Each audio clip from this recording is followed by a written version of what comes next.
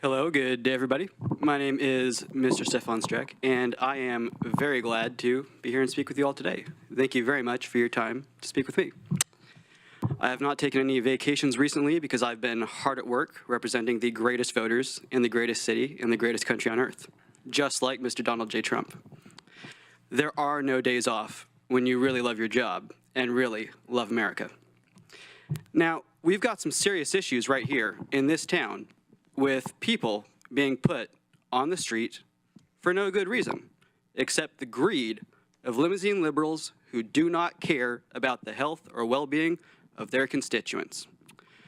Eugene, San Francisco, New York City, Seattle, Portland, all of these places are hellholes where families and individuals can no longer afford to live because property taxes have gone through the roof for decades, all while liberals have had complete control of these communities.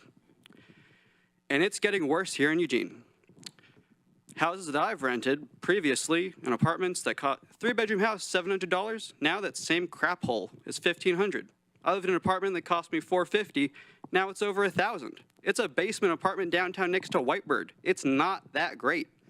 The ceiling is 2 inches taller than I am. Yep. Anyways, so you can imagine, I've lived less than a glamorous life at times, but I've seen things that are worse. Just the other day, there's a camper van that pulls up outside my house. Absolutely disgusting. I could smell it from inside my gorgeous home with my gorgeous walls and my great windows. This car pulls up and it smells awful. I can hear it. It's chugging. It's a bucket. Anyways, this person can barely move it block to block around the neighborhood. Maybe they've got kids that need to go to the school nearby. I don't know. It's not my business. What matters is that this person can barely afford to live where they are and surviving. Now, I ride my bike frequently because I care about the environment. Thank you. So I'm on my way off to what I'm doing, and on my way back, I see that this person who's barely moved their car 2 blocks in 3 days has a parking ticket on their window that they obviously cannot afford to pay. Our city's parking services are evil. They need to be stopped. They're run by a bunch of scumbags out of Seattle who are jerks. They're pencil-necked, chinless idiots that do not deserve to be charging real good American people for a service they should get for free. Why should people have to pay to park on the street? It's just there. We already pay gas taxes for the roads. Where's that money going? Now, this good person deserves to be helped and recognized, and we should eliminate parking tickets in this city and lower property taxes if you really want to help people. Thank you very much, and God bless America. Thank you.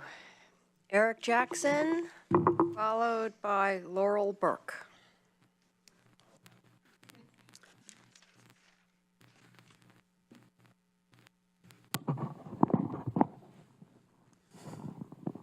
Stefan, hard to follow that.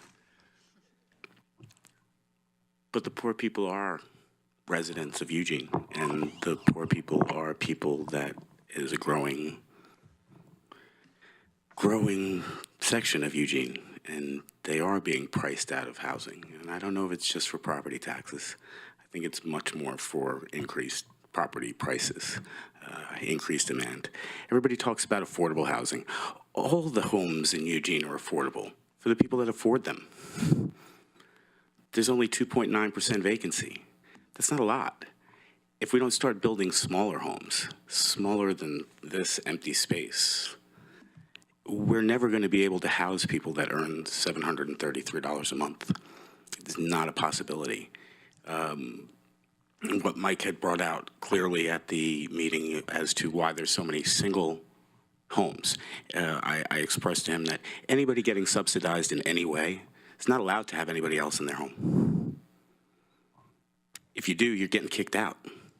If you violate, whether you're living with St. Vincent's in their places and you bring your grandbaby to the house, sorry, that was subsidized. You got a lower rate, therefore you didn't get the person approved, and your granddaughter stayed here more than 3 days in a row, you're out. And you're out on the streets. So you can't. And that's a problem. And I agree with you that there should be some standard to allow for partnership housing.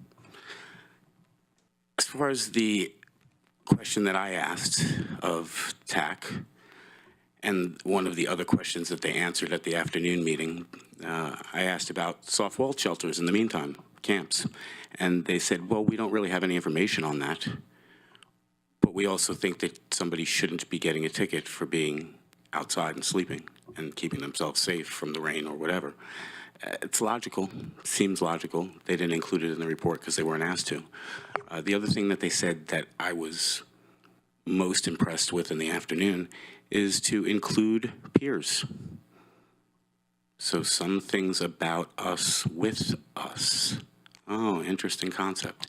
Include homeless peers into the mix of whatever. Because these are the people that can help the best. That's why I'm able to do what I do.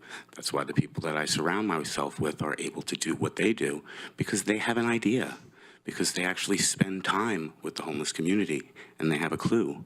So when you guys have a steering committee made up of all kinds of important people and nobody that's homeless, I tend to question whether you've gotten the clue yet and whether or not I have to be back downtown with all my friends to make the point. Thank you. Thank you. Laurel Burke, followed by Glisson Powell.